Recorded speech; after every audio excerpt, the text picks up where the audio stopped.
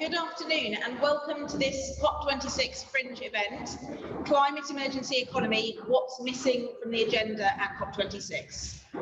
This event is hosted by the Green European Forum with support from the Greenhouse think tank, which is based in the UK, the Dutch Green think tank and Green Foundation Ireland. My name is Carla. I am one of the two newly elected co-leaders of the Green Party of England and Wales and also a councillor in Bristol. Aren't you lovely? I wasn't expecting that. First thing to say is that this event is being recorded via Zoom, and there may be the possibility of publishing it online later. So if that presents a problem for you in any way, please have a quick word with the organisers, including Peter, who's up there at the lectern. We are going to start this afternoon session with presentations and reflections from our esteemed panel, and then we will move into discussion, including questions from the floor, and then we'll have one more short presentation from Peter Sims of Greenhouse Think Tank, and then we'll wrap up. So we will now go to our panel. Actually, I'll introduce all of the panelists first so that you have some context. Starting with those on the screen, in the bottom right, as we're viewing it from the room, is Julian Allwood, who is Professor of Engineering and the Environment at the University of Cambridge. He leads the Use Less group, which does world-leading research into the sustainable use of materials, energy and resources. And he was a lead author of the 5th assessment report of the Intergovernmental Panel on Climate Change, the IPCC. Jean Blaylock, who is bottom left on our screens, is Campaigns and Policy Manager for the campaigning organisation Global Justice Now. She's been involved in trade and food campaigning for over 15 years. Next, Frank Habineza, who's top left in our screen, is an environmentalist, human rights, democracy and defence and security expert with a BA in Public Administration and an MSc in Politics and War Studies. He's a Member of Parliament since September 2018 for the Democratic Green Party of Rwanda and presidential candidate in their 2017 elections. He has chaired the African Greens Federation since 2010 and was previously National Coordinator for the Nile Basin Discourse Forum in Rwanda and President of the Rwanda NGOs Forum on Water, Sanitation and Environment, as well as a board member for the African Civil Society Network on Water and Sanitation. Laline Paull, who's here with us in the room next to me, is a playwright, screenwriter, and the author of 3 novels about the natural world, fusing emotionally powerful storytelling with good environmental science, and I can vouch for this because I've read one of them. Her first book, The Bees, is translated into 27 languages and will be the National Theatre's first virtual reality live action production in 2023. Her second novel, The Ice, is set in the Norwegian Arctic and is about the murky links between conservation, business and politics. Her next novel, Pod, will be published in April 2022, is a cetacean thriller set in a troubled ocean. And finally, Natalie Bennett is one of the 2 Green Party members of the House of Lords, which is the upper house of the Parliament of the United Kingdom, where she's been working with fellow peer Jenny Jones on the Agriculture Act, the Environment Bill and many other issues. She's also a former leader of the Green Party of England and Wales, as I expect you all know, and her first entry into politics was actually via feminism, and she spent 2 years working as a volunteer with Thailand's National Commission on Women's Affairs. Her first degree was in agricultural science, and most of her professional life so far has been in yet another area of journalism. So we'll be hearing our speakers in that order, so starting with Julian Allwood. Thank you all very much. I'm really delighted to be here, and the title of the meeting is a dream for me, because that is the most important thing to be discussing at this stage, is what's not being discussed at the meeting. And I want to get into it by starting to look at what is being discussed. What is the solution space on the table in the COP26 discussions? Let's start with the UK. This is the advice to the government by the allegedly independent Climate Change Committee of the UK for the way that the UK is to get to zero emissions in 2050. There's quite a lot of detail on there, but if I summarize it, you'll see that there are 3 main resources we're going to draw on. We're going to use non-emitting electricity, negative emissions or carbon capture and storage, and biomass. So those are the three big items at the bottom of the screen. There is a small expectation that we might substitute some emitting activities and we might find some small efficiencies anyway, somewhere in the pie. To complement that, I've looked at three large global corporations, all of whom have confidently declared this year that they will have zero emissions by 2050. And in red here, I've picked out the key words for how they're going to do it. And what you can see here is that all of their strategies depend fundamentally on three resources: non-emitting electricity, carbon capture and storage, and biomass. There are some other words in there, but hydrogen, there is no native hydrogen, so you can only make non-emitting hydrogen by using either non-emitting electricity or carbon capture and storage. All of the proposals for offsets depend on some of these resources, and of course any ambition to remove emissions from the atmosphere depends also on these three. That's very helpful because it means if we want to understand the plans being discussed, what we've got to look at is how much of those three resources is being demanded by all of the different plans. So here is the world's emissions, and I've used the pie chart here shows the exact source of them, the equipment or the biological system which leads to emissions. And if you listen to the transport sector, they're confident that they're going to be at net zero by 2050. And they're going to do it by using electric batteries powered by non-emitting electricity, or hydrogen, or biofuels, so biokerosene or biodiesel. The bottom right is the electricity sector, and they're going to get to net zero either by expanding non-emitting electricity or applying carbon capture and storage to fossil fuel generation. Bottom left is industry, and every sector now has a plan saying that they're on track to get to net zero emissions by 2050, and they're going to do it through using hydrogen, carbon capture and storage, or non-emitting electricity. The big announcement last week on Monday, I think, was that the international community has again agreed that there'll be no more deforestation.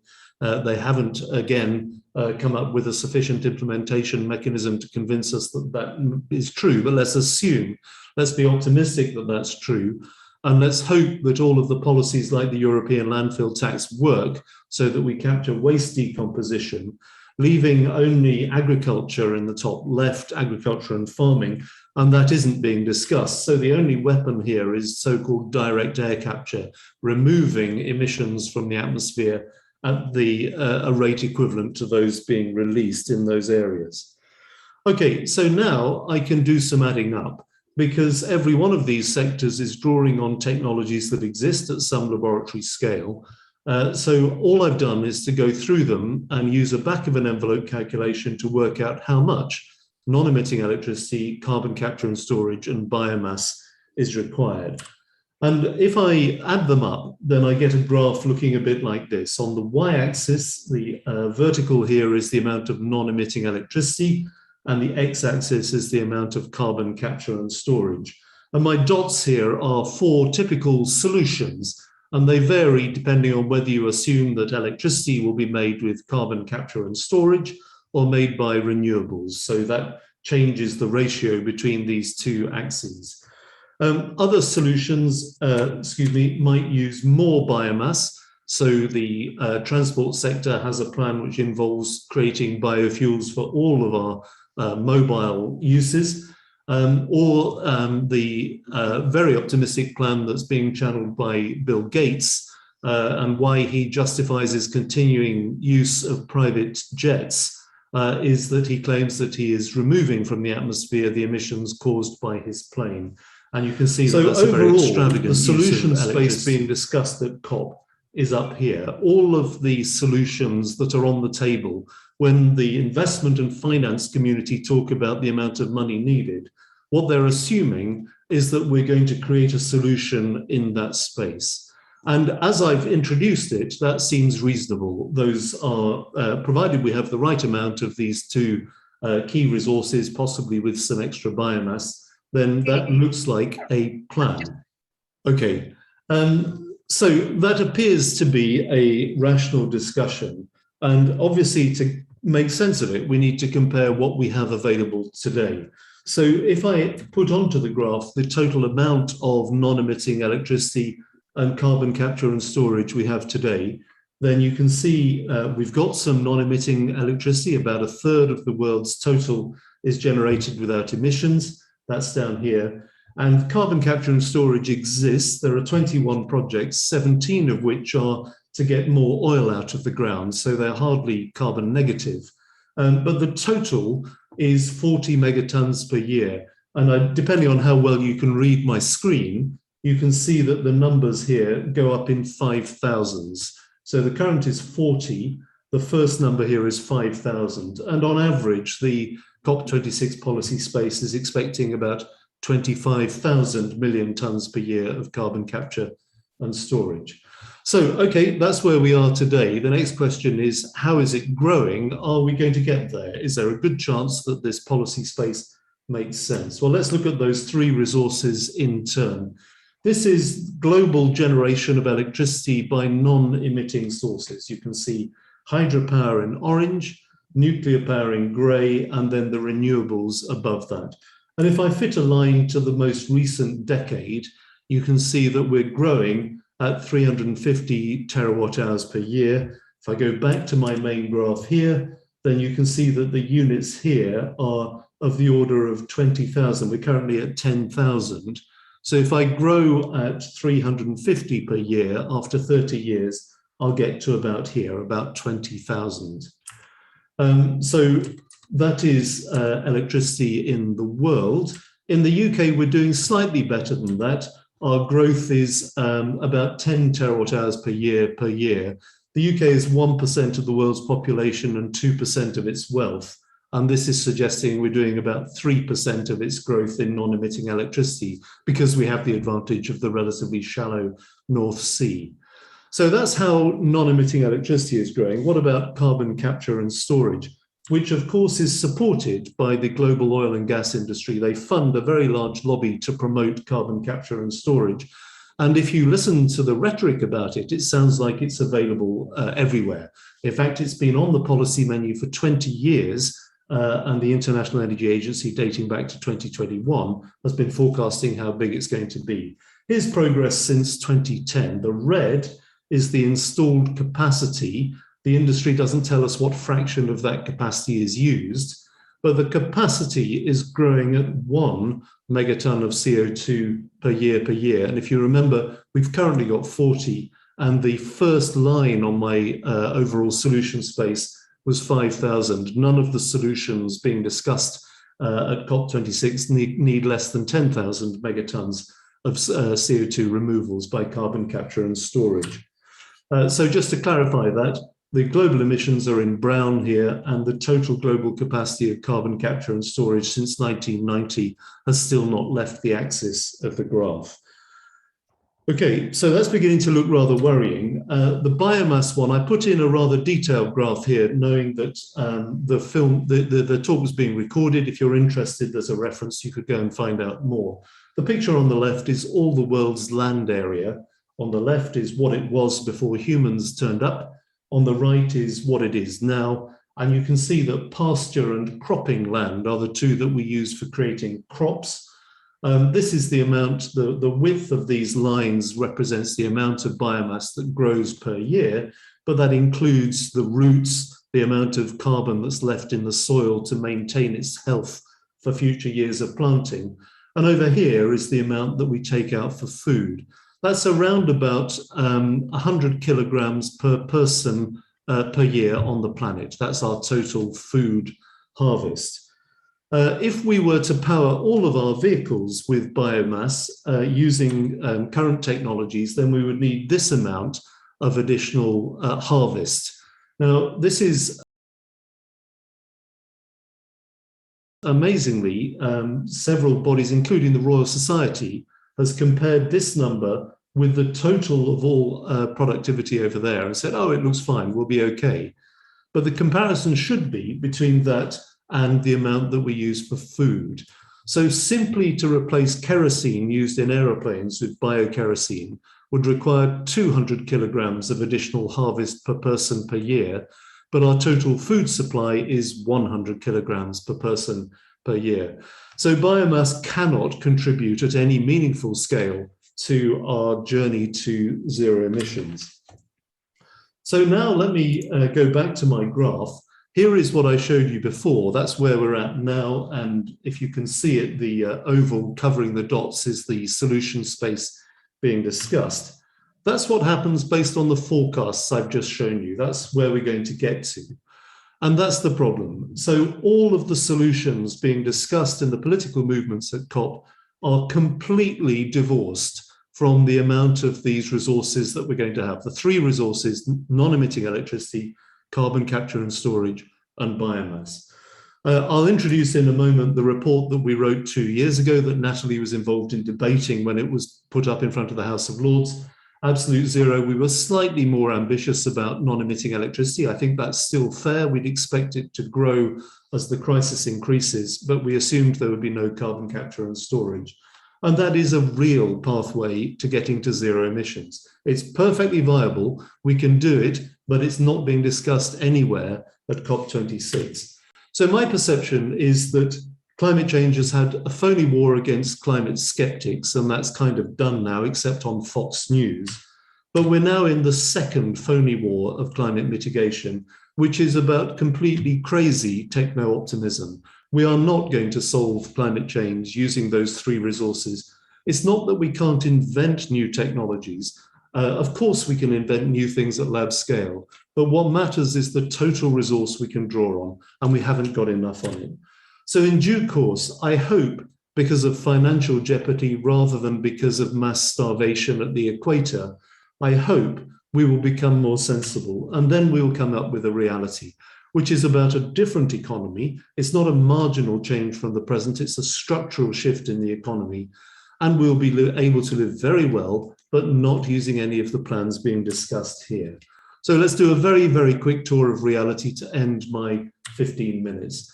We wrote the Absolute Zero report 2 years ago, making three absolutely extraordinarily unprecedented assumptions. Firstly, we said all energy will be non-emitting electricity, there's nothing else. Secondly, we can't expand the use of biomass. And thirdly, there are no negative emissions technologies, so net zero is equal to absolute zero. We wrote the report there. You can find it if you're interested on the UK Fires website. And looking at the UK's non-emitting electricity supply, that's the graph I've already shown you, we just projected that the non-emitting electricity would grow in a linear way. We looked at the amount of electricity we'd like if we electrify everything we do today, and we'd have about half, 50 to 60% of what we want. Could we live well with 50 to 60% of the energy? Well, incredibly, we could live perfectly well. At the moment, the average car in the UK weighs 12.5 times more than the people sitting inside it. That isn't, in fact, in the United Nations Charter on Human Rights. Neither is it a charter that the internal temperatures in every building in the UK have gone up every year since we signed the Climate Change Act. We know that we can live well with half the amount of energy, but there are four things that we have to stop because we have no available substitute.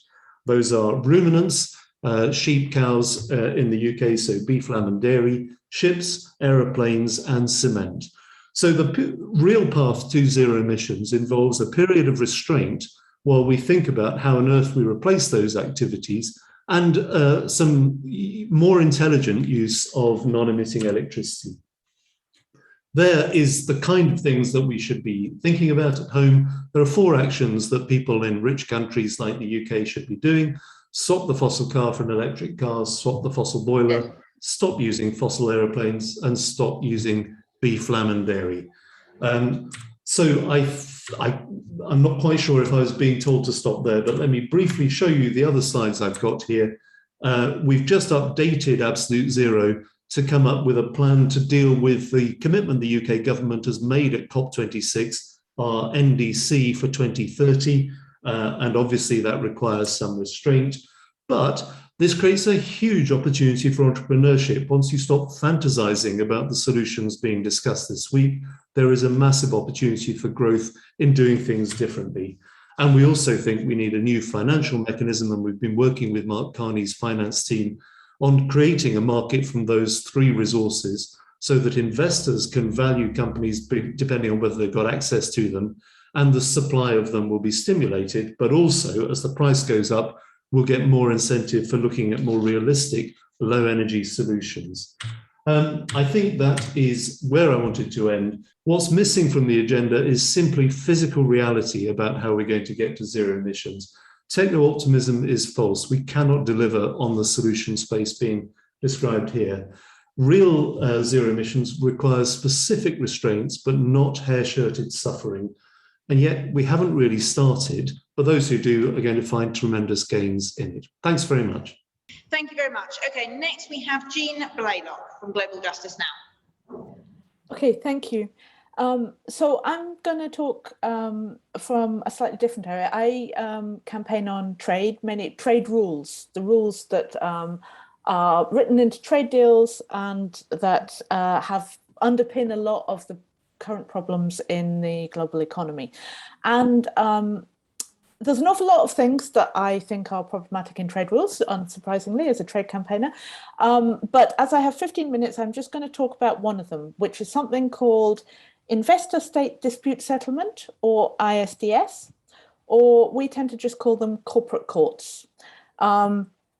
So these are, well, they are written into trade deals. They enable corporations to sue governments outside of the national legal system, often for millions, if not increasingly billions, and they are increasingly being used over climate action. So 5 fossil fuel companies are suing already using these secretive tribunals, and they are suing for over 18 billion to governments for over action that governments are taking on climate action.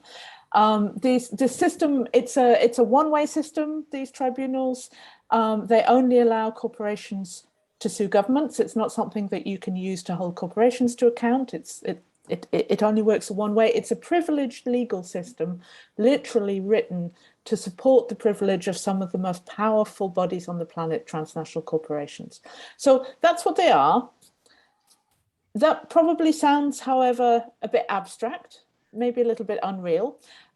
So I'm just going to tell you maybe the same kind of stuff, but in a bit of a story and in the way that I came to sort of really realize how much this is mattering for climate action. So these tribunals are something that my organization, Global Justice Now, has campaigned on for quite a while. And if I'd been talking to you about them, say, 5 years ago, I'd have told you a story about 3 or 4 cases that touch on different things. For, you know, I might have sort of something to do with public health, case around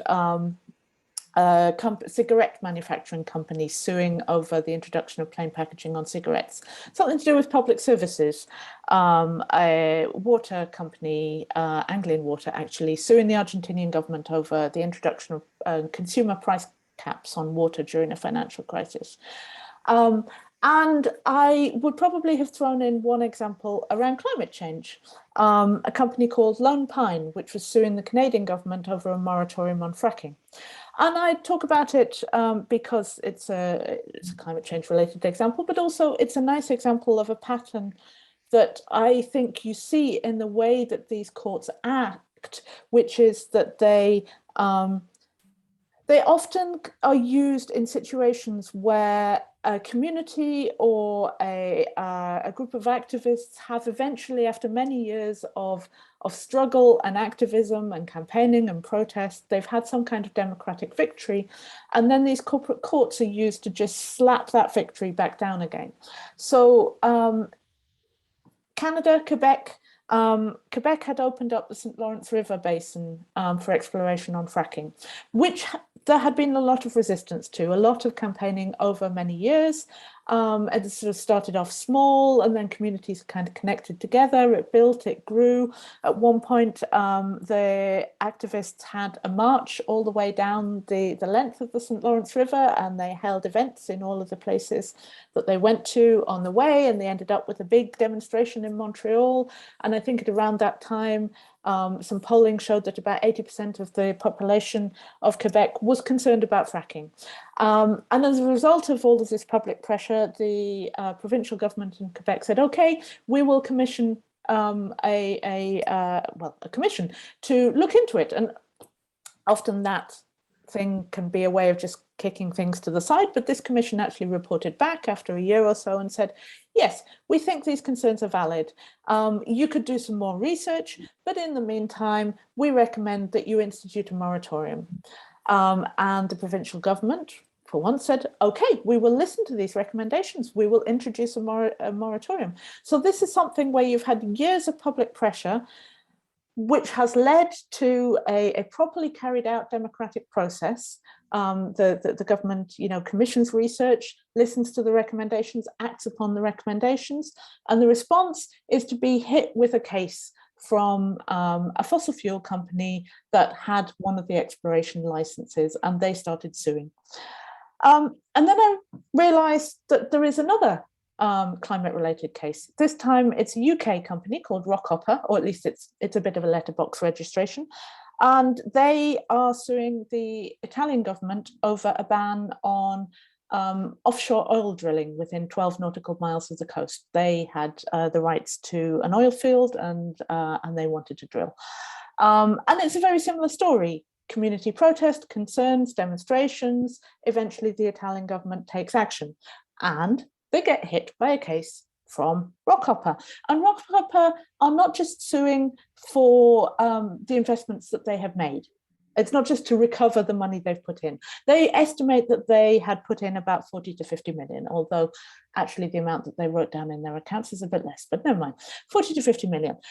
That's not what they're suing for. They are suing for what they estimate is the total value of all of the oil that they think is in the field. If they could get it all out, if there were no problems along the way, if that oil is all there, if the oil price held up, if nothing went wrong, they reckon they could have made over 300 million in profit.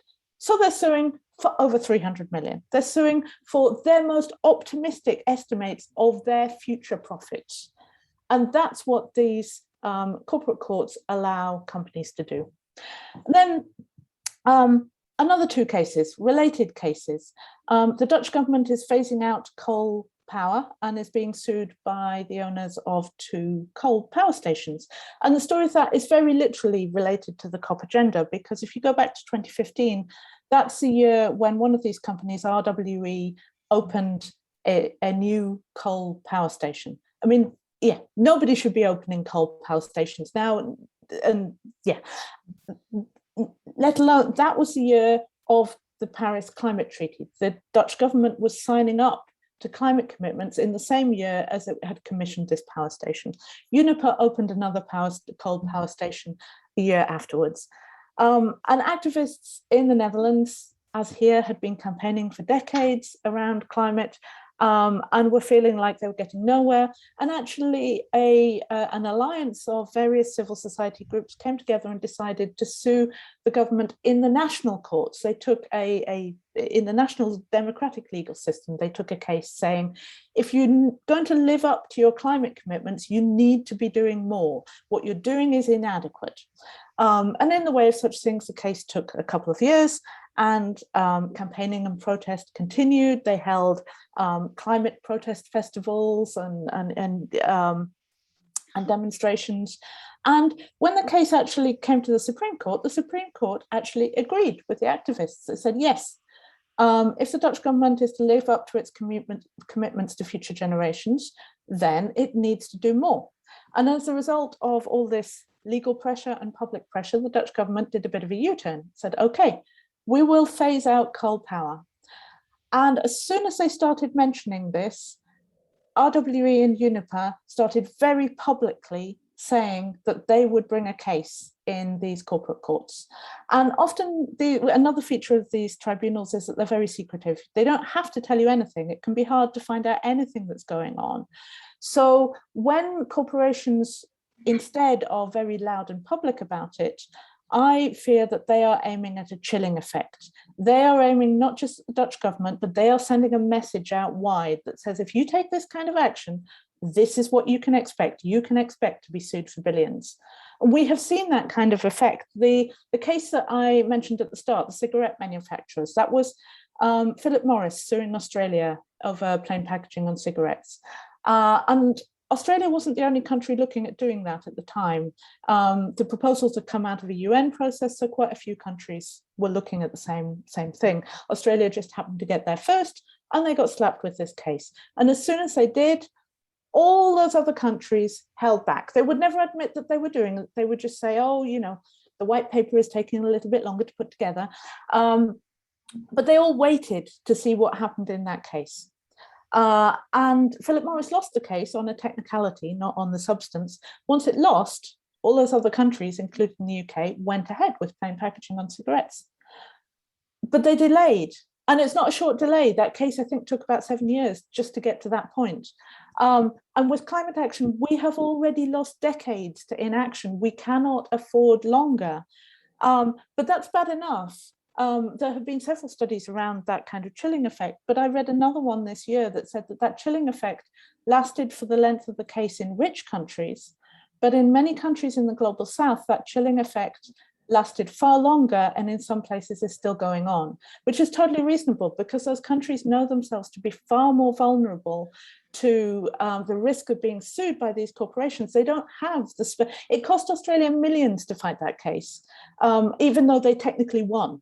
And those countries do not have the spare money to fight the cases, let alone the risk that they would lose and be hit with massive fines. So yes, I see this is an increasing pattern of cases, and I realized that it's not just this model of there being democratic protest and activism that leads to a victory and a democratic success that is then pushed back by corporate courts. It's not just within each case, it's an overall pattern as well. Globally, across the world, as a result of all of the years of activism by academics, by activists, by so many people, governments are being pushed finally into taking steps on climate change. Not enough, not fast enough, but those steps threaten the status quo. They threaten the companies that are invested in the status quo, and those companies are turning to this system that is designed to help protect their privileges to fight back. And since then, we've seen that another UK company, Ascent Resources, is suing Slovenia over fracking. And most recently in the summer, quite anticipated, one of the first things that Biden did on his first day in office was cancel the Keystone pipeline, the tar sands pipeline that was going to be bringing tar sands oil from Canada to the US, which was highly controversial. He cancelled it, saying it was incompatible with sustainability goals, and much anticipated in the summer, the investors behind that pipeline, company called TC Energy, sued. And when you look at the amounts involved, I mean, the amounts have crept up over the years from the hundreds of millions to billions. The first time sort of there were ones in the billions, campaigners like me were shocked. Nowadays, that's fairly standard. TC Energy are like, they were like, you're all amateurs. They're suing for 15 billion, which is just utterly ridiculous. But these are the amounts that they're looking for a payout, but they are also looking to just increase the cost and slow down climate action. We've recently seen some slides from an internal industry conference, which is just looking at, Gillian was kind of referring in a sense to the fact that we're going to have a load of stranded assets. All of these things that we need to keep in the ground, they're all potentially the sources of future cases.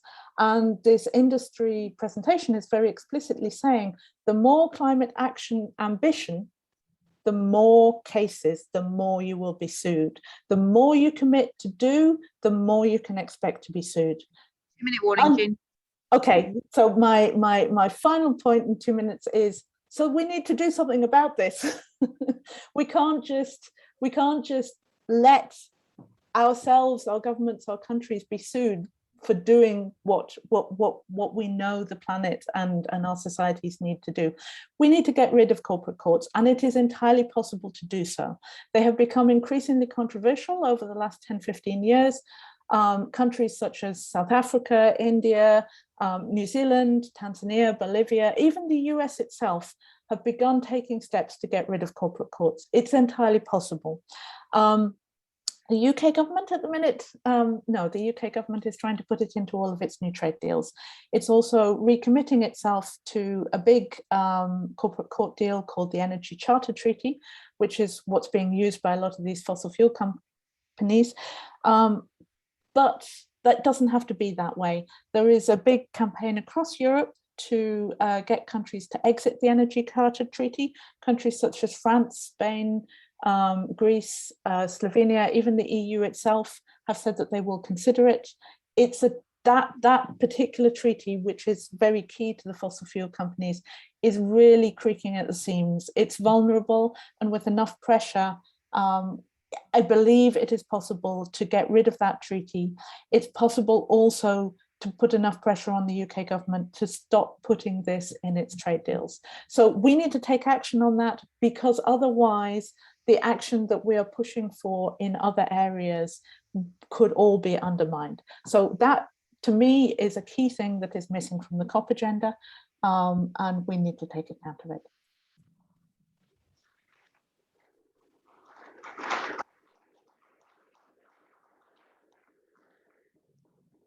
Thank you very much, Jean. And next I'll go to Frank Habineza, who is an MP for the Democratic Green Party of Rwanda. Yeah, thank you very much for organizing this important forum. Yes, I want to speak more like an African, and basically, since Rwanda is also situated in East Africa, I'll also focus on that as well. As you know, that most of African countries do not emit a lot, that causes global warming or anything, because we do not have big industries or big factories. But then we are mostly affected by climate change, as you have seen from many countries like Ethiopia or Kenya or Uganda, Rwanda. We have very serious effects on persistent droughts, long droughts, and also sometimes we have high rainfall, which leads to big flooding in many cities and many villages. Then we have even stress issues, problem that concerning bring conflicts between farmers and pastoralists, where they are fighting over water and over grass. So I was saying that we in East Africa are mostly hit by climate change impacts, even though we are not emitting a lot. But I'm saying that also we have serious problems like persistent long droughts, and sometimes also flooding when we have high rainfall in some areas. But the long droughts also cause big conflicts between pastoralists and farmers, where they are fighting over water and land. And because of that, we think that there are some of the policies that are being taken globally, which here do not address the issue that is at hand.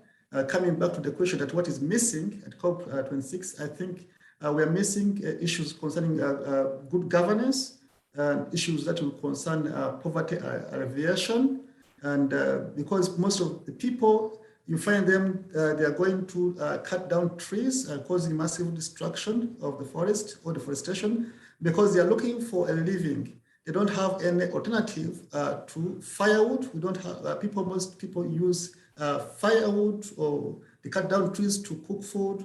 We don't have coal, we don't have electricity. So people, they have to deforestate in order to live. So, and because they are poor, they cannot afford to buy gas, use LPG gas or whatever gas for cooking. So we need to address climate change also in times of poverty alleviation. So if we address issues concerning poverty, then we'll be able to stop the conflict between farmers and pastoralists. But also we have other people living near protected areas, like national parks, who are always going there to sometimes to do poaching, but also they cut down vegetation there because they don't have alternative ways of living outside the park. So governments just put up a lot of conditions, a lot of restrictions, but they don't give the alternatives. So I think COP26 should also address alternatives to these communities living near protected areas. What should they live on if they are not going to destroy the vegetation? So this is something which I think is important. Also, we've been talking much about carbon offset. Carbon offset, as much as it looks like a good thing that you in Europe and America and in other parts of the world, you will be free to pollute the skies, to emit a lot of gases from your industries. And then you give us a little money to plant more trees. And that way you'll be carbon offsetting. And that you think that will be good for the planet. The issue of carbon offset sounds good, but I think it needs to be revisited so that you are not allowed to pollute where you are producing, or if industries are emitting a lot of gases in the sky, and you give us some small money to plant more trees. So basically, I think people, if they get on with this habit that you are free to emit, and African countries, they will survive by planting more trees, they do not have the right to do more developmental activities from their land. I think it brings up issues of economic imbalance. So I think that if we want to avoid this issue, let's find a way that even if this carbon offset, that you get more limit so that you're not going to see that you give some money to Brazil or to Africa to plant more trees. So next to that is the issue of renewable energy. Renewable energy, I think, is an issue of particular importance to us because you find most people, they are living more on hydro energy. And now most of African countries, including Rwanda, they are going in nuclear. I think for us, our party has been opposing the nuclear bill in parliament, whereby the Rwandan government is going to build a nuclear plant from the Russians are going to support that, or they are supporting that. We've been opposing that because we know the dangers of having a nuclear plant within Rwanda, but also to the neighboring countries. But it's not only Rwanda, even several African countries, they want to go nuclear.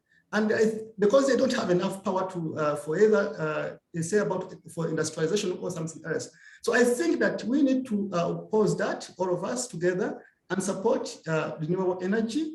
And we can have more solar energy in Africa. We can have also wind energy in some places, but also we can use waste energy from the West. We do have a lot of garbage here and there, a lot of dump sites, not even landfills. Even Rwanda, we don't have a landfill yet in the capital, Kigali. And of course, you know, they are producing a lot of methane gas, which is very dangerous for the climate, even for the environment.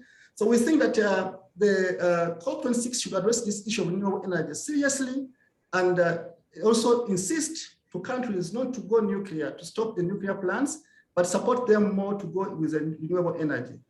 And I would think that also it's important that issue of climate financing should be addressed more seriously. Climate financing, that it should not only, the money should not only be going to governments, because we find most of the money is going to government institutions, but it should go to civil society organizations and also to private companies that are dealing with environmental protection. That way there will be balance, because you find that all the money available from the Global Environmental Facility, or what they call the Green Fund, it doesn't go to private, it only goes to the government. So it needs to go to private companies, to civil society organization. That way to be very helpful. And the commitments from countries, let's say rich countries, should be honored really.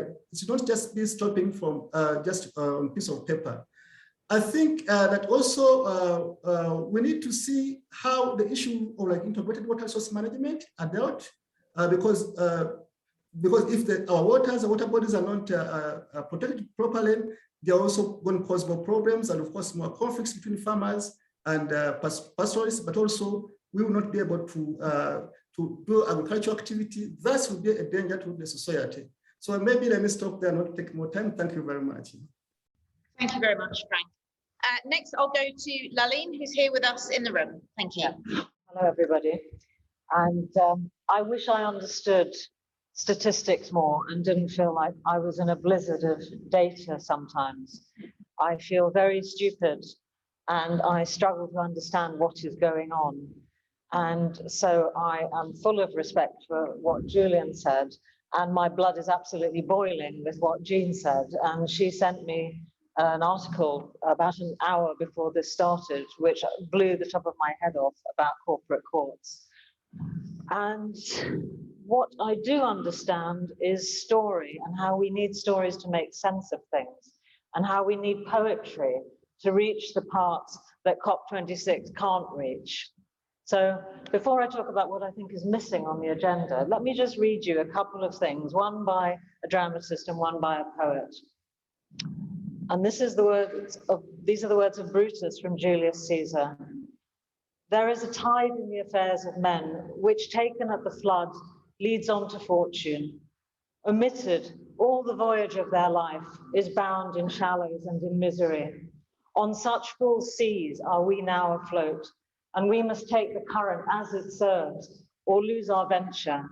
Our venture is our life, is the fortune of this planet. We are used to hearing about venture capital. Well, we need to see some venture capital turned away from war and weapons and the Orwellian term of defense and put into creation and life. And I would like to read you some poetry as well. And this is 400 years later from Shakespeare, by a young woman of Somali descent called Warsan Shire. And she says, "No one leaves home unless home is the mouth of a shark." And that's where we're at now as well.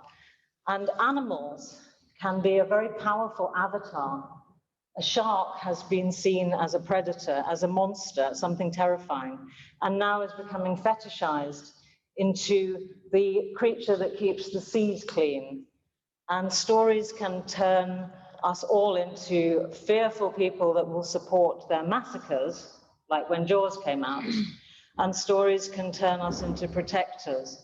So there is one, I'll tell you what I think is missing from my very, very humble layperson's point of view about COP. And one thing is the voice of nature. We have to be that voice. So we have to regain our connection with nature.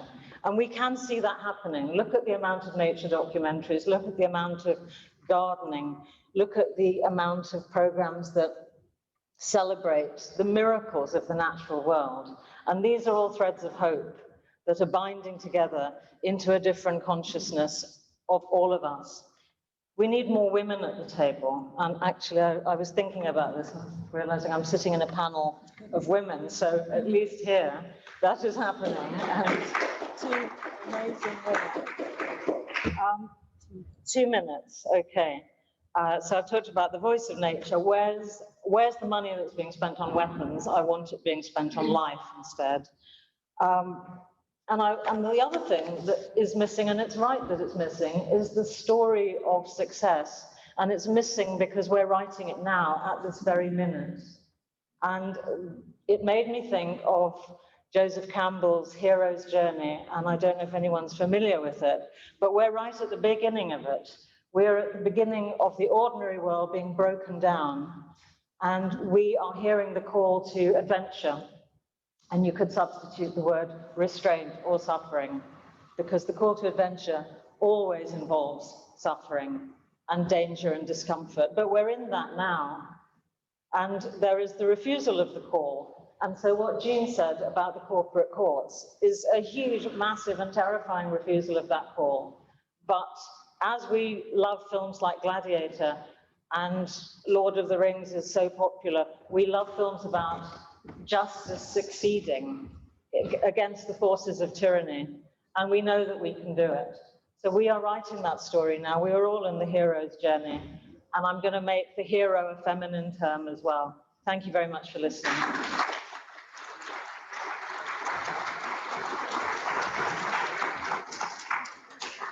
Thank you very much, Laline. And finally, we'll go to Natalie Bennett, member of the House of Lords. Thank you very much, and it's lovely to follow Laline and the idea of narrative, just to pick up on that. I talk to a lot of creative people, and what I say to them is what I really want you to do is not to write another apocalypse novel, to produce a disaster movie. What I want you to do is to produce a Hollywood rom-com. Boy meets boy, boy loses boy, boy gets boy again. set against a background of 30 or 40 years' time when everything's just worked out fine. Because people need a picture of what it can look like. And in terms of stories, also, alternative history is a very popular genre.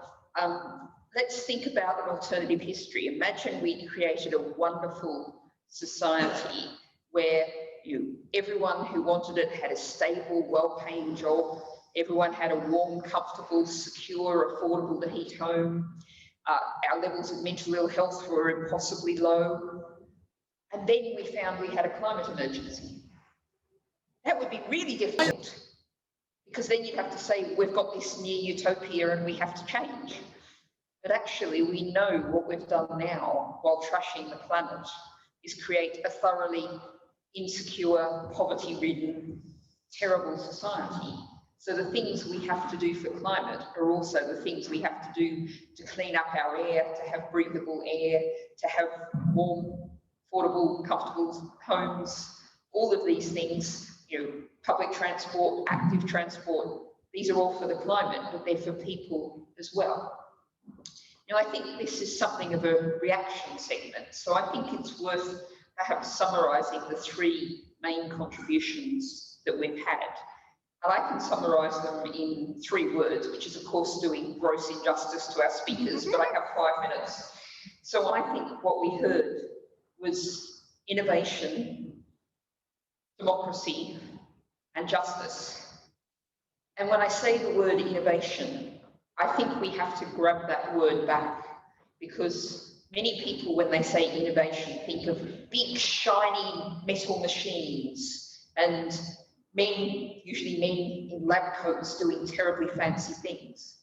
But I would say an innovation, a social innovation, is a 4-day working week as standard with no loss of pay.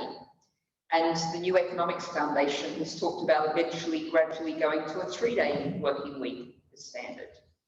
And if you said to people, okay, we know we can't have GDP growth, we can't have more stuff in our life, but what you have instead is more time in your life.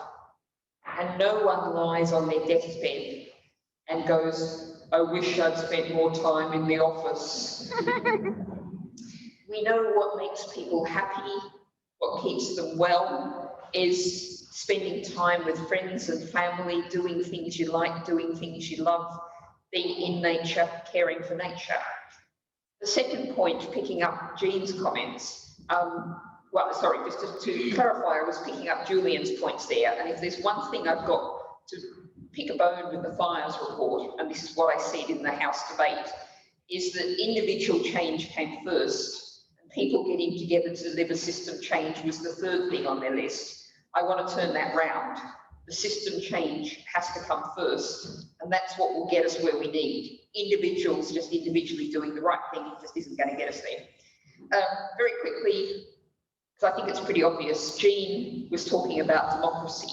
You look at the UK Climate Assembly, the French Climate Assembly, those assemblies demanded much stronger action than the government subsequently delivered.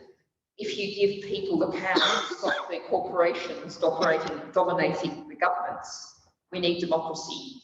And the third thing, and it's lovely to see Frank again, and I'm very sorry he couldn't be here. British government visa, UNFCCC, etc., prevented him being here. But we're talking about loss and damage, we're talking about climate finance, we're talking about acknowledging the fact that the people who've trashed the world are not the people suffering most from it. And we collectively in the global north have a huge responsibility. And the Greenhouse Foundation has done some work on climate finance. That 100 billion figure, $100 billion US, they're going to meet in 2 years' time as promised many years ago. But at the moment, 40% of that is done at commercial rates. So we are lending money to the global south at commercial rates. And that's what's called climate finance. So, what's missing from COP? Real climate finance, real justice. Thanks very much.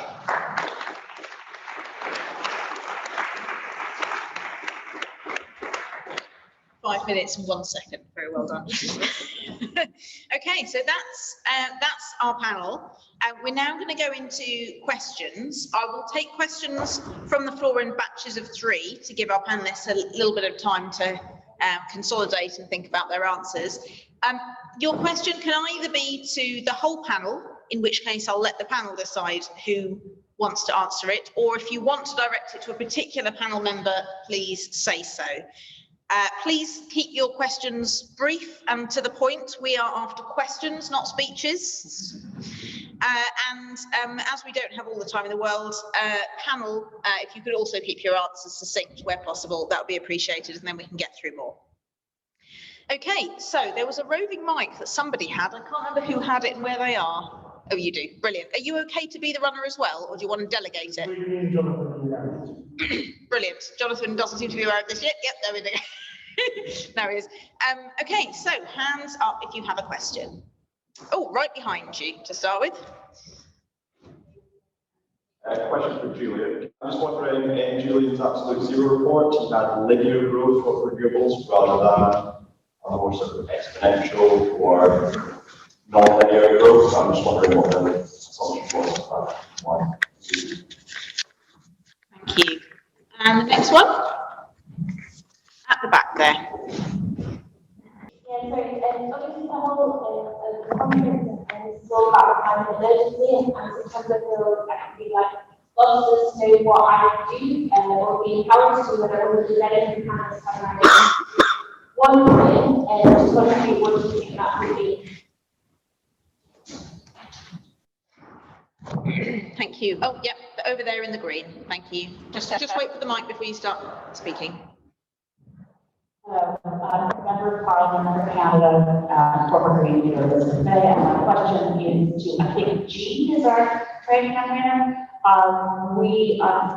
think the proposal trade is long overdue. We were able to use trade sanctions in the Montreal Protocol. I believe it's why it worked. Save the ozone layer. The investor-state dispute resolution process is, as you say, corrupt. It's corrosive to democracy. We recently got rid of Chapter 11 of NAFTA. The new version of NAFTA no longer has investor-state dispute resolution. And I think global Greens need to take on revising all trade agreements to kill investor-state agreements, because they are exactly that, antithetical to democracy. So the examples used are brilliant. I won't give a speech to tell you about it, was we've lost in Canada, but the solutions, what steps are next? How do we campaign to get rid of these?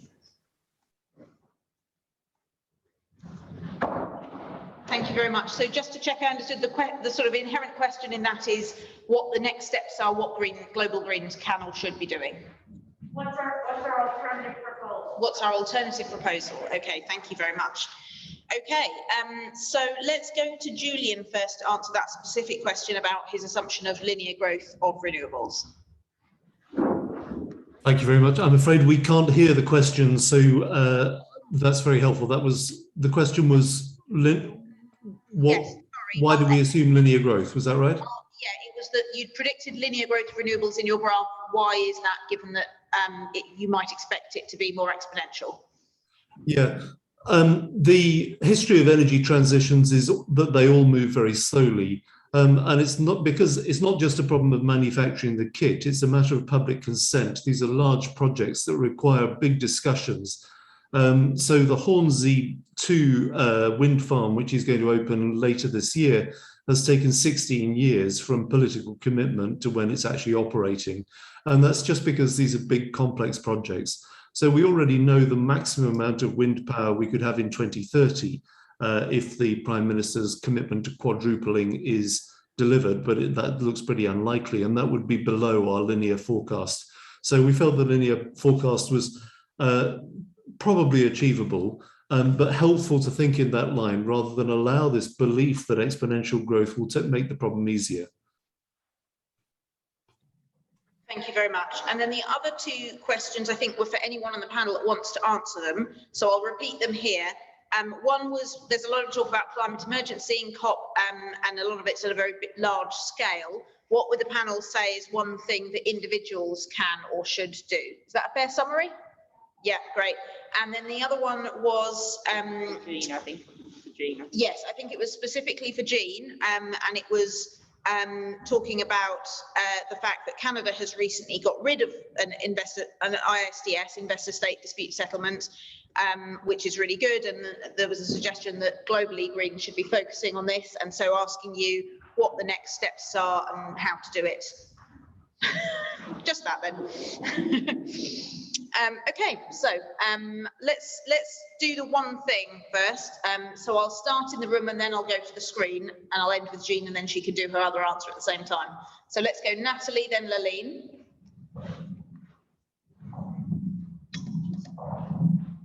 Do the one thing that you are really personally passionate about and get together with other people to do it. I stress that individual action cannot be enough, and you also are much more powerful if you get together with a group of people. So one of my messages, and I don't really feel like I need to say it to this audience, but do think about sharing it. We need everybody on this planet to make politics what they do not have done to them. And so, I say this in schools and that, and say, here in the school, get together with your mates, think about something you don't like and start a campaign in the school to change it. At which point the teacher who invited me goes, oh, what have I done? But an empowered group of people getting together to tackle the thing that really matters to them. It's not necessarily the right thing to get involved in party politics, though of course I obviously encourage it, but do what really matters to you, because that's what you'll do best. And if everyone does that, then we're tackling the really big problems. Yeah, wow. What she said. But also take the time to think about how you spend your money. And remember that every pound you spend is a political act. So look at things. If it takes longer to get comfortable with reading labels, with deciding where things come from, then take that time, because you will feel stronger and you will be a more powerful political force each time you go shopping. Thank you. Okay, next I will go to Frank, and then Julian, and then Jean. Frank. The first important thing is the issue of climate financing, that it should be increased, and then also not only stop to the governments, but also go to civil society and private companies. But also issue of poverty alleviation should be included into climate change. People should be able to have alternative ways of living other than depending on natural resources. Thank you. Okay, thank you. And Julian? Yeah, I wish I was in the room, because I don't quite agree with what both Natalie and Laline said, but it's going to be quite difficult to have a discussion with them through this format. So the specific things that we individually influence are using aeroplanes and eating ruminants. And the individual decisions that matter are our boiler and our car. And they're so much bigger than everything else that I actually don't think you should be thinking too much about the rest of your shopping. Those are the 4 things that matter. And it's great to say that we need to get together and do system change. But if you think about what causes change to occur, people follow when there are waves of behavior change. And those individual things are what's going to allow a group wave of behavior change to become apparent. And then that creates license for regulation and for new businesses to fall into doing things in a different way. I wish that we were together, because I think that's quite a good discussion that it would be nice to tease out at more length. There we go, some disagreement. That's what makes it a good panel discussion. Okay, Jean, for that one and the question about ISDS. Well, let me maybe say mainly about ISDS. But,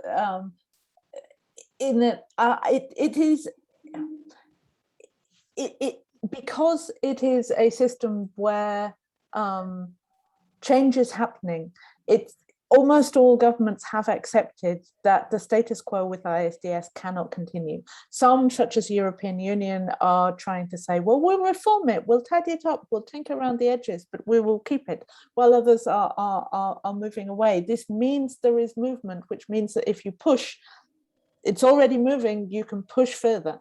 And this is where, so here in the UK, I think joining the campaign to call on our governments to exit the Energy Charter Treaty is something where there is already quite a lot of movement and pressure, and if we can keep up that pressure, that would be good. But also to drop, for the UK to drop ISDS in its new trade agreements, including the agreement with Canada, because I know some of my allies who are working in groups with Canada who are like, the Canadian government is just flip-flopping on that when the US government says, let's drop it from NAFTA, although I have to be clear, because I've been picked up on this by other colleagues in the past. The NAFTA was a trade agreement between the US, Canada, and Mexico, and it has been revised, and they did take ISDS out between the US and Canada, and they kept it in to some degree with Mexico. And that also is one of the risks with the push for change, that people will say, oh, we can get rid of it between rich countries, but we need to keep it for poor countries, which is one of those arguments that shows people's assumptions about well, yes, fairly prejudiced assumptions about other countries around the world. We can get rid of ISDS. We don't need to replace it with anything. It's an unjust system. It's a privileged system. If corporations have issues with governments, they should sue in the national legal systems, just like everybody else does. So it is, in some ways, a fairly simple, straightforward thing to push for. Get rid of ISDS, get rid of corporate courts, and we don't actually need to have an alternative in this situation. Corporations can take out risk insurance if they are concerned. I am probably, so on the one, I'm probably more on the side of your one action should be to get together and organise, so more than the individual action. Thank you very much. I'm just going to let Elizabeth come back, because I think I didn't convey the question very well. Okay, that would be very good. I just wanted to make it clear, I wasn't looking for an alternative to ISDS. I was looking for the modalities for getting rid of all of them at once, because since they're mostly bilateral agreements, there are hundreds of them. And I would like to have people think about what could we do as Greens at the World Trade Organization level, perhaps, putting forward a solution that's actually about reforming the World Trade Organization to maybe a World Trade and Climate Organization, but attacking all investor-state agreements at one time through one decision that says we must not let trade agreements get in the way of climate agreements, and all ISDS agreements must be suspended at once, because otherwise, as you say, there's the inequity that they keep going for developing countries, and we get rid of them in the industrialized world. So it just, the question isn't what we replace them with, but how we get rid of them all at once. Thank you for that clarification, Elizabeth. No worries. So what is the nuclear option to get rid of all of them in one fell swoop? Yeah, and so I can immediately see you can go into a fairly technical discussion here, but yes, this would be great. And this was actually something that we started talking about actually in the context of the pandemic, because we were also afraid that the pandemic itself and the actions that governments are taking to respond to the pandemic would lead to a wave of cases, and I'm still not entirely convinced that it won't. At the point when things feel like they are quote unquote normal again, corporations may start doing that. And so yeah, ideas for there to be a multilateral rejection and renunciation of all of these treaties.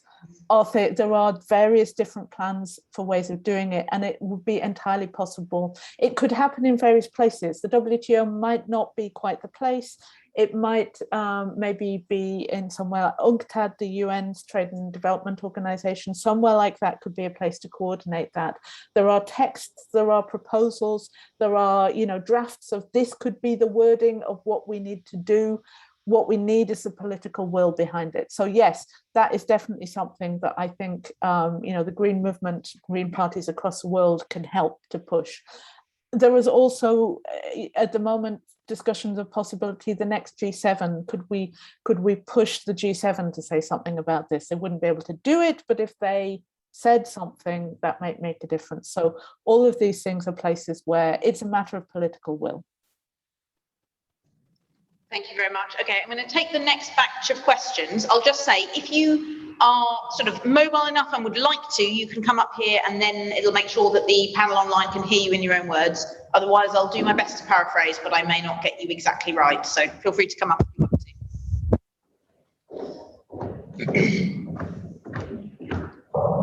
Thank you. Hello, I'm John Kidder from Canada. Much appreciate the panel. And I'm a bit of a technocrat, business guy, etc. But I'm really intrigued with what Laline said, frankly. And I'd like to just pose a bit of a thought experiment for us. If we imagine that we get through this climate emergency, and imagine people sitting around in a couple of 100 years talking to each other. If there are people sitting around talking to each other in a couple of 100 years, we will have solved this problem. What they will be talking about then is these times as times of legend, when somehow humanity got together and in a great mythical way overcame vast confrontations with all sorts of things. So Laline, specifically, I'd like to hear you speak about, you talked about Joseph Campbell, about the times of myth, about the times of legend, about the legendary days that we are in right now, if in fact we solve this problem. We will be, collectively, we global Greens around the world, the people of myth and legend. Thank you. Oh, hang on, sorry, I'm going to take them in threes. Thank you. Did I have any other questions at the moment? Yes, with the pink hair.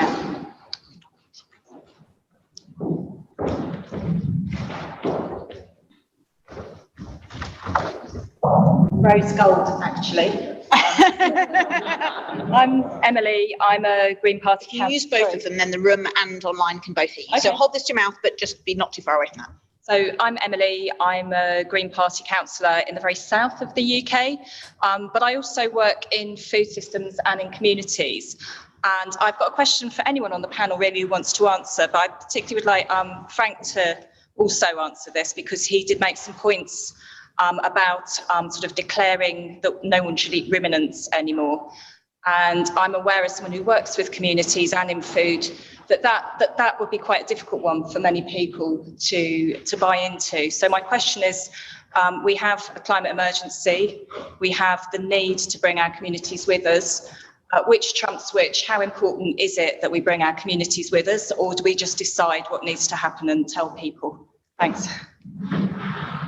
Thanks very much. And finally, the person in the red jacket just in front of me here.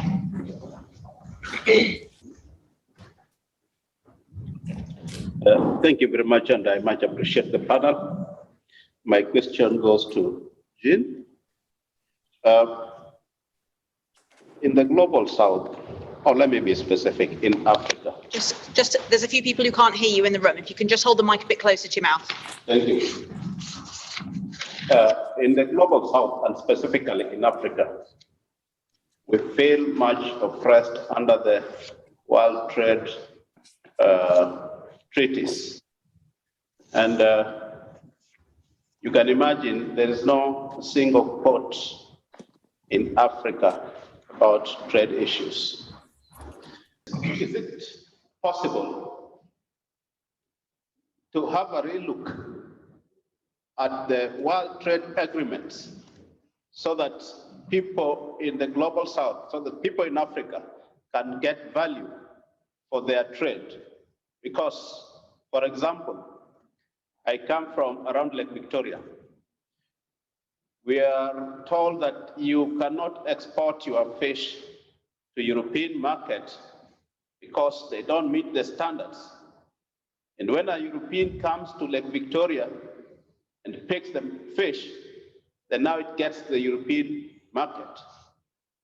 And I think that is very oppressive. I mean, is there anything we can do to change the rules of the game? Thank you very much. So hopefully the panel heard all of those directly, although I think we lost Frank lost his connection for part of that, so I'll briefly summarise.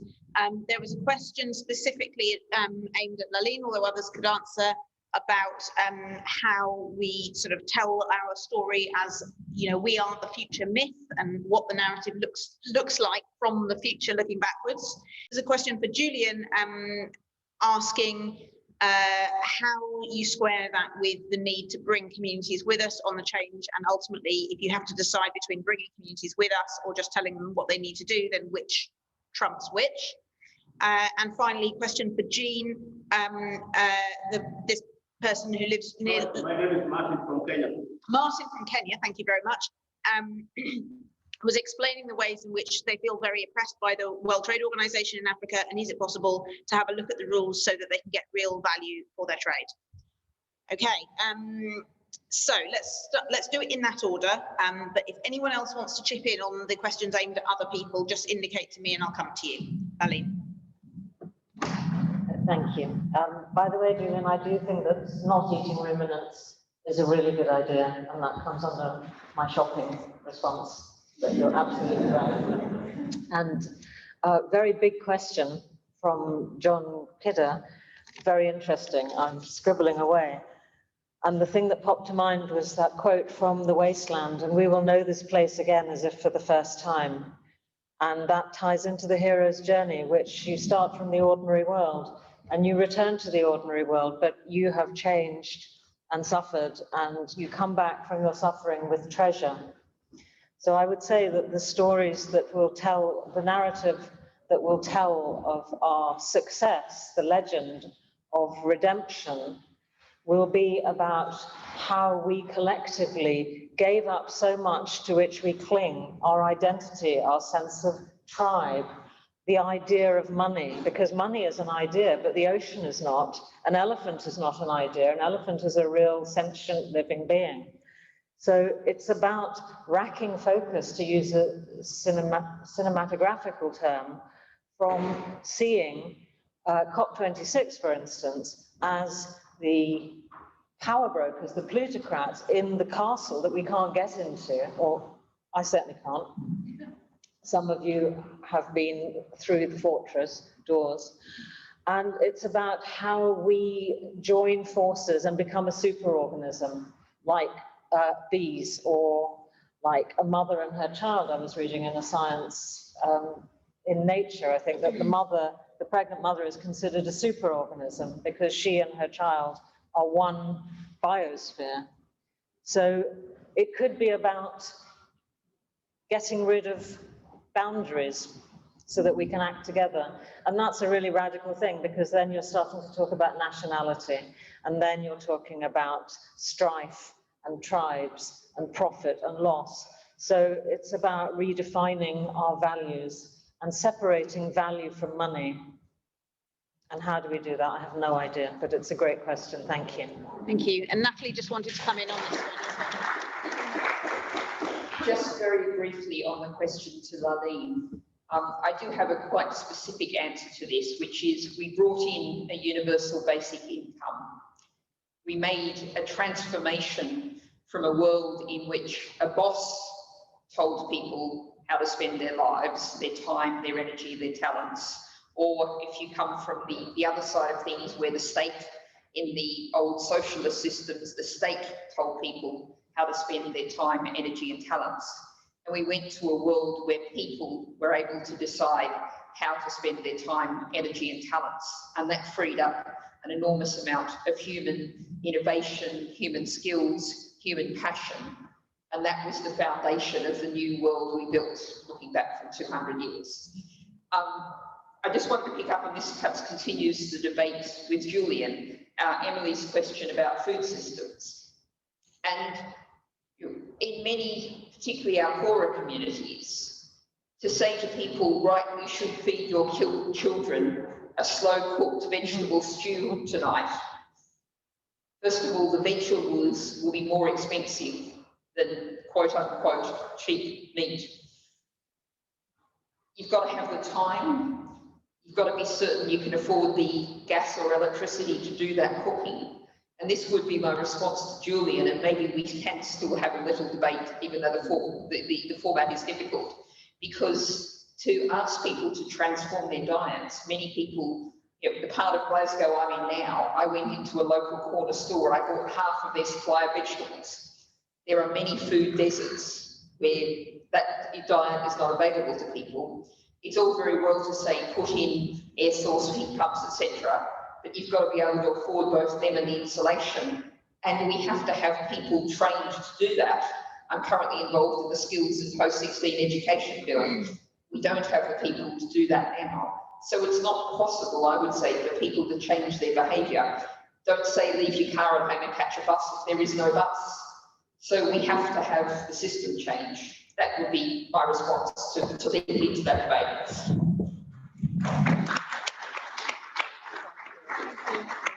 Now, I'm very aware that Frank is having to travel to his next appearance on TV, so I'm going to just come to Frank before I come to the other two, in case he's not able to stay with us all the way to the end, to see if Frank wants to wade in on any of those recent batch of 3 questions.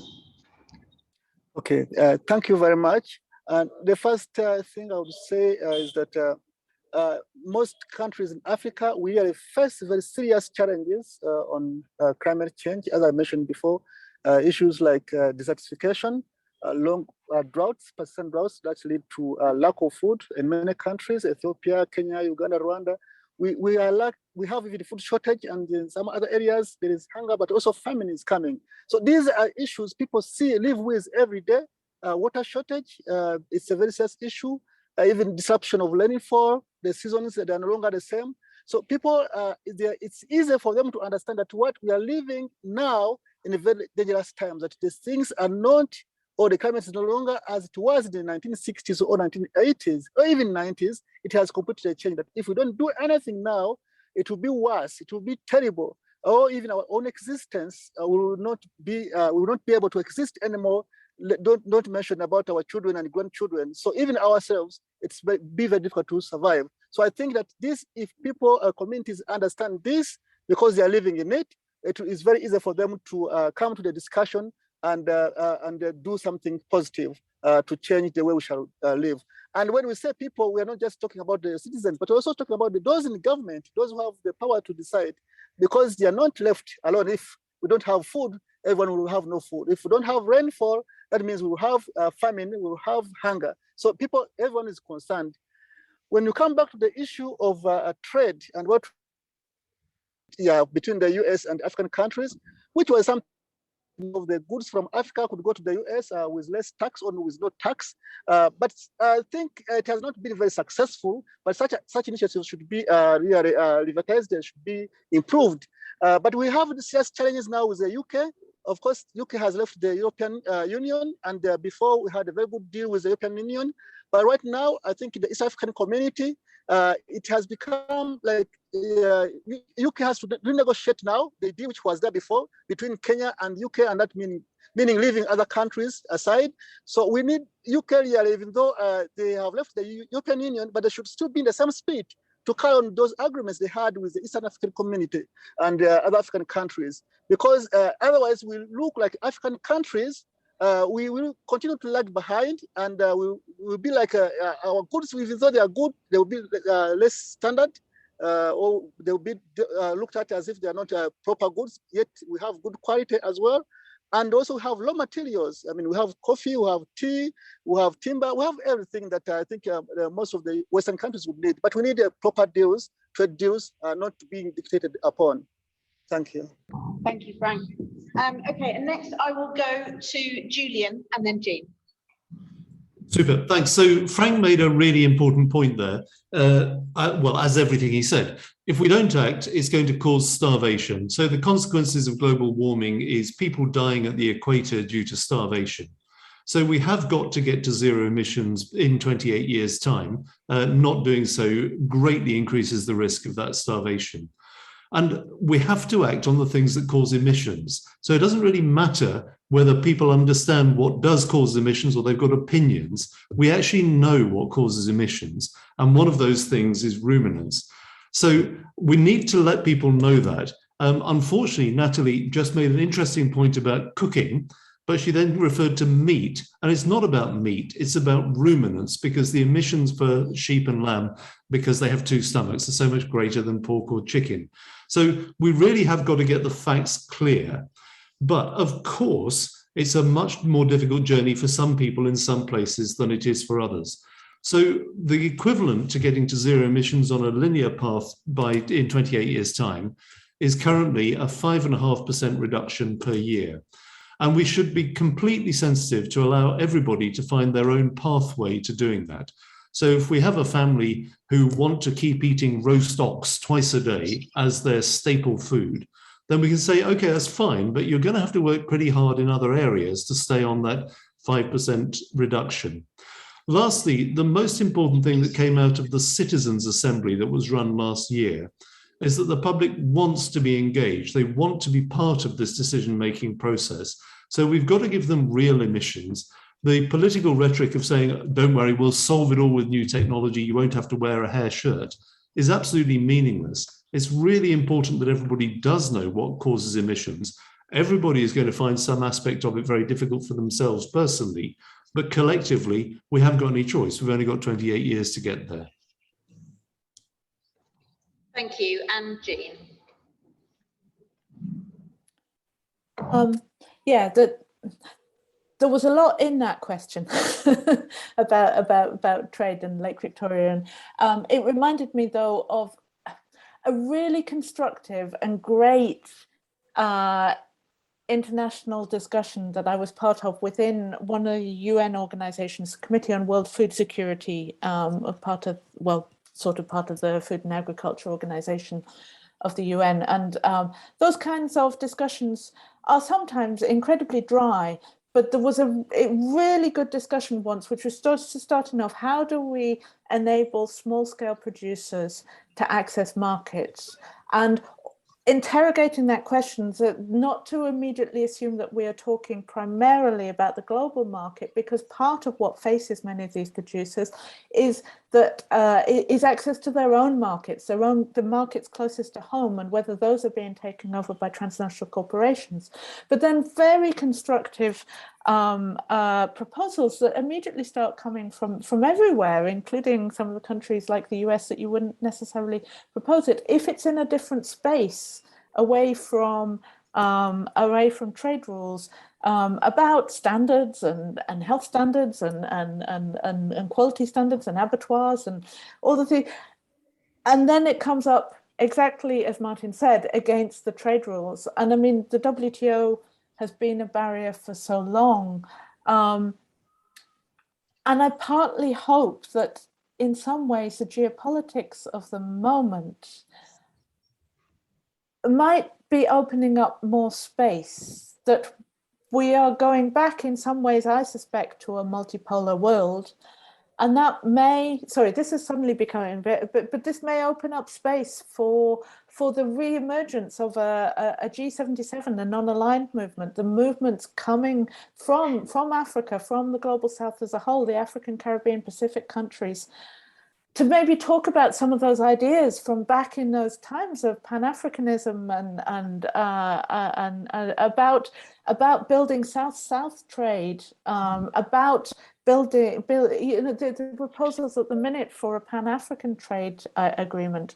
The thing that matters, though, is that thinking about how things could be done differently does not just replicate more of the trade system that has got us into the problem in the first place. So it's not more and more and more unrestricted, market knows best trade. It's actually, how do we have strategic trade with have boundaries on it that are supportive of what society and the planet needs.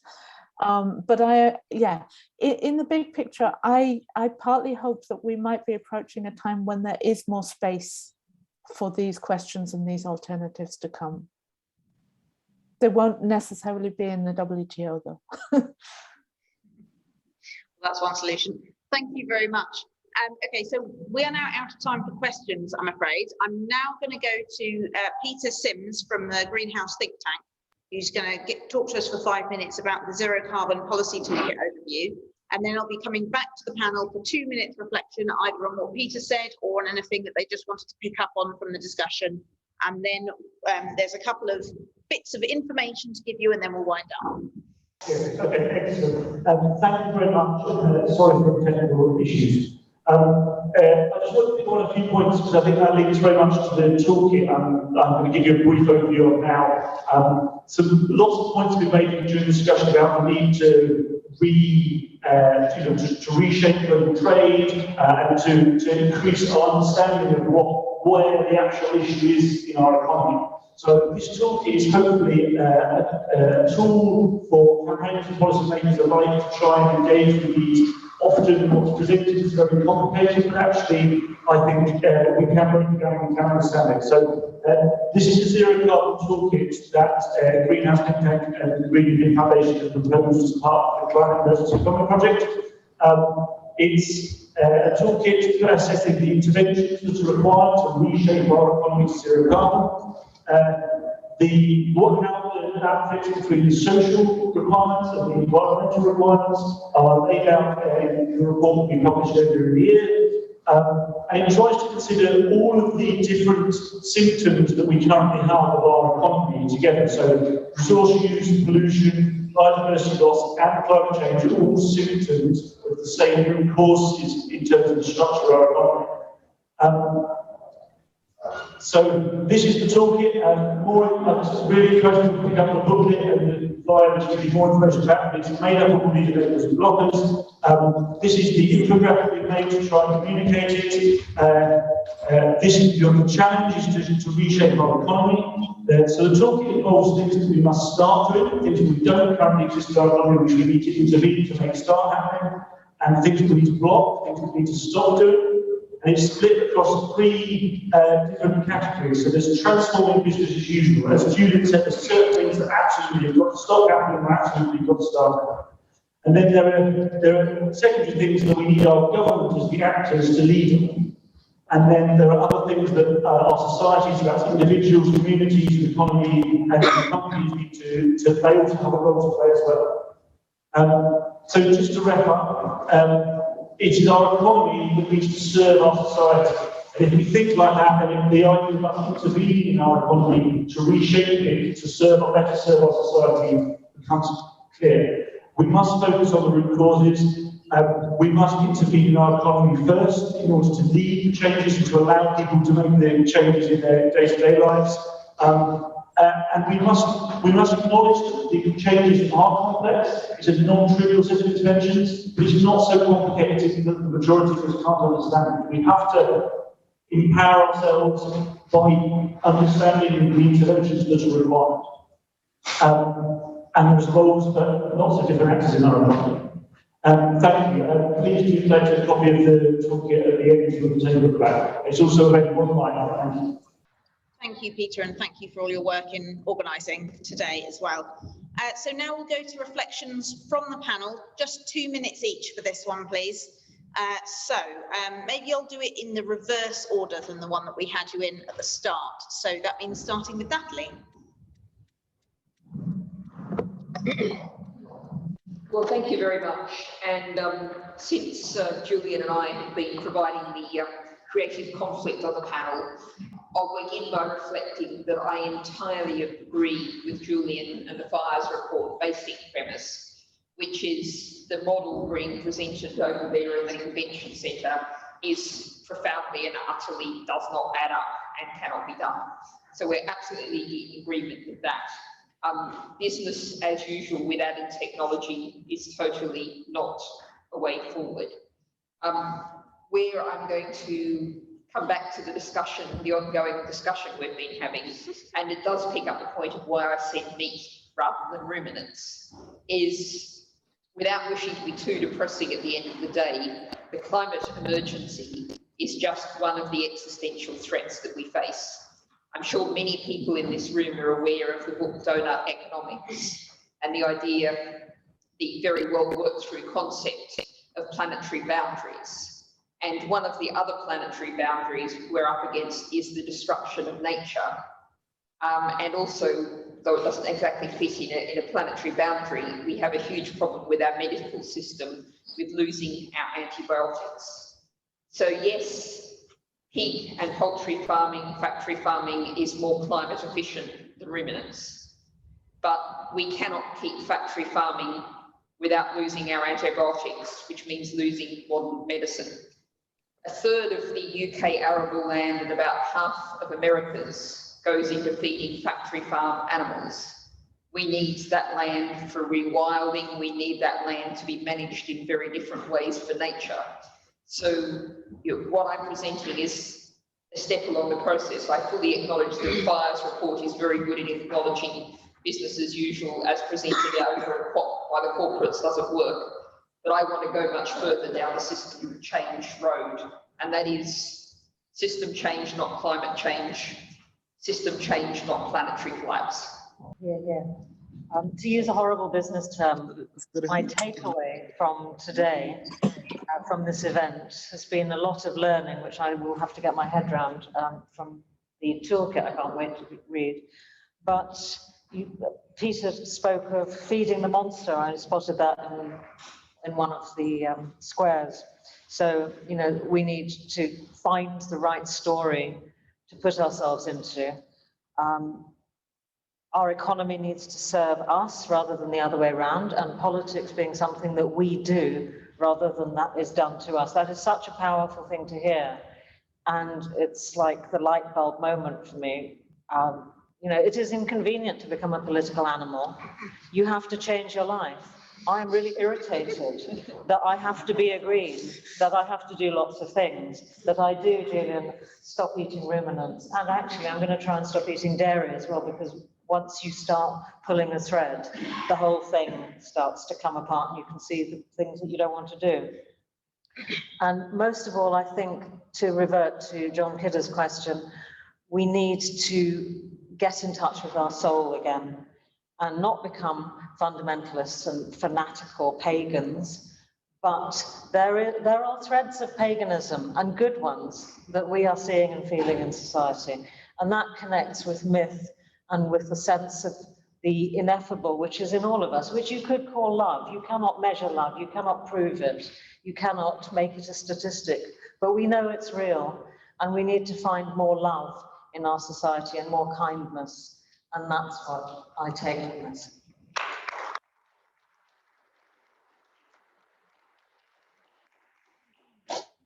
Frank, over to you next for 2 minutes summing up. Yeah, so I would say that everything has been very interesting, but I just wanted to stress one important issue, the issue of biomass. As much as it sounds good, but I think it's also very dangerous for Africa. We do need, of course, renewable energy, but biomass is not one of them, because it requires people using the big portions of land to have those vegetation that will create, later will create the biomass. So I think that we would be very interested in promoting renewable energy from solar, from wind, and other sources of energy, other than using biofuels or whatever, because we've seen that from some of our countries where they are trying to plant things like a jatropha, which is used for, I think, the question for the aeroplanes. And it took a lot of land, and people started starving. There was a lot of starvation in that area.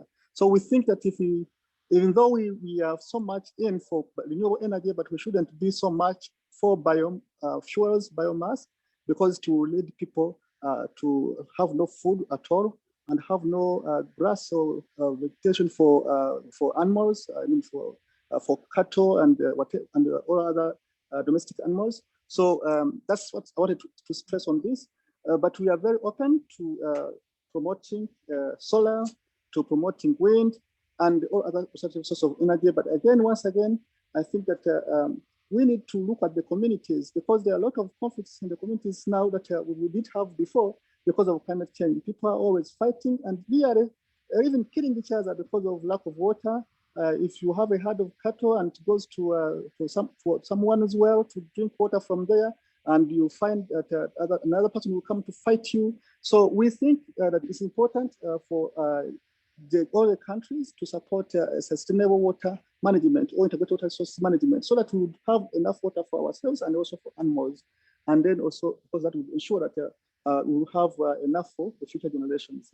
I don't know if I have answered any question, but that was my kind of closing remarks. Thank you very much. Thank you very much, Frank. I'll go to Jean next. Yeah, I guess my summary would just be to say, well, let's get rid of ISDS, let's get rid of corporate courts. Yes, we all agreed on that, so we focused on talking about the ruminants where we have an area of disagreement because disagreement is more fun. But let's not forget they are egregious. Getting rid of them will reduce corporate power, which will also reduce, it also reduces the power of trade rules, which will also make some of the other things that we have been talking about more possible.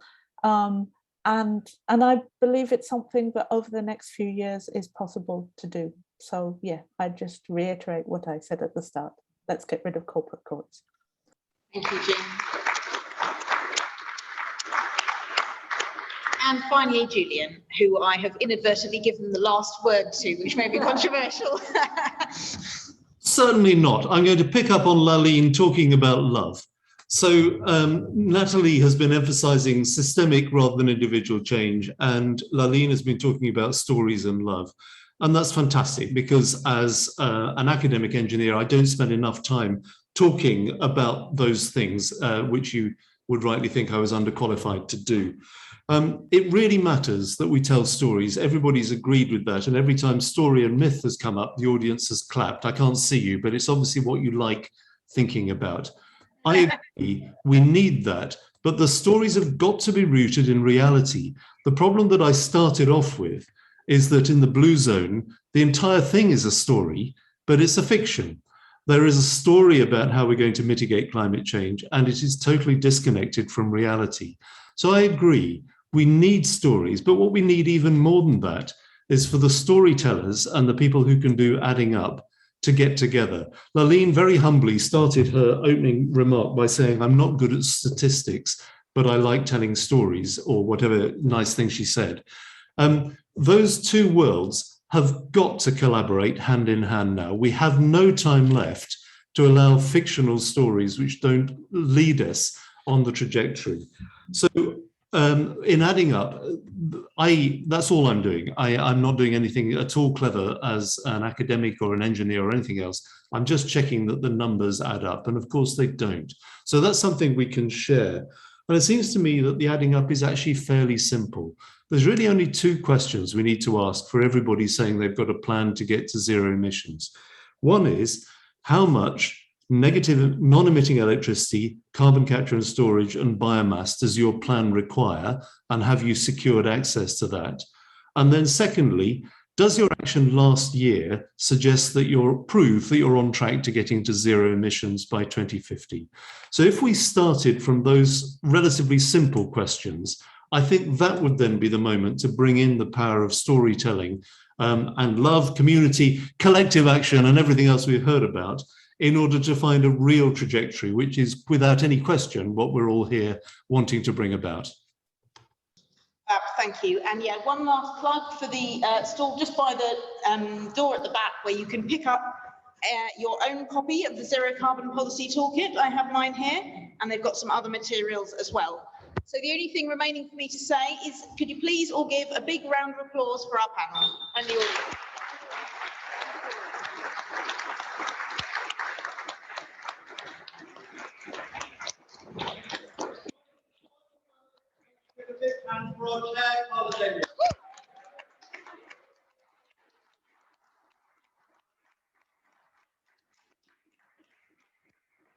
Okay, thanks very much, everyone. Have a lovely evening.